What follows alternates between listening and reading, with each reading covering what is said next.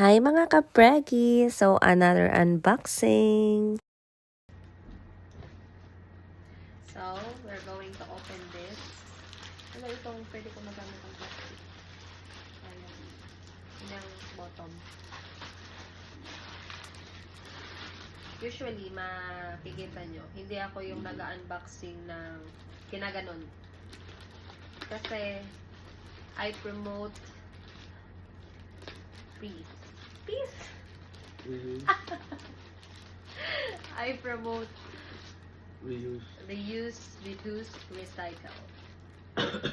Kasi sayang ng plastic, pwede pang maging basurahan sa bahay.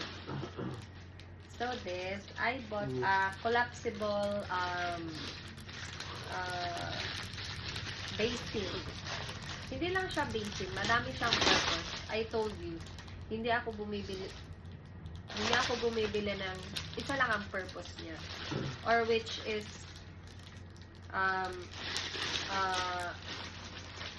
yung ano,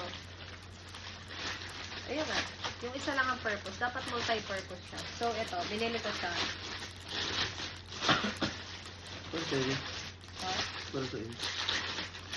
Ito, nagtatanong na siya kung para saan to. So, first, binili ko siya kasi if maglalaban ako, syempre, maliliit man lang ang mga baby, baby clothes. Ayun, sama sa'yo.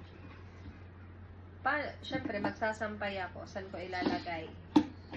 Sa basin. Ito, basin. Collapsible. Space saver. Tapos, meron siyang ganito. Anong tawag niya? Drain. May drainer. Cute siya. Look. Ito, may drainer siya dyan, oh. And, tapos, ano siya, if maghuhugas ako ng baby bottles, ito na gagamitin ko. Bababad ko lang dyan. Dyan ako magkukuskos or what. Tapos, sabay drain. The next, close the drain ulit. Tapos, refill water. Babad ulit. O, diba? Madami siyang purpose. Tapos, sabi daw nung pinsan ko, since newborn pa lang ang baby, pwede daw dito paliguan ng baby. Pero, naliliitan ako. Pero, let's see if, kasi syempre, late pa talaga ni baby. Saka, hindi pa talaga siya yung totally bath na, sponge bath lang naman daw eh. Gaganon mo lang si baby, punas-punas lang, tapos dampi-dampi sa water. Ganun lang daw ang gagawin. So, yun. Ay, nahirapan na. Ginaganon niya lang, isahan lang. Dae. Tapos, mura lang siya, guys. Napakamura niya lang. Ilalagay ko yung link at yung price kung how much ko siya nabili.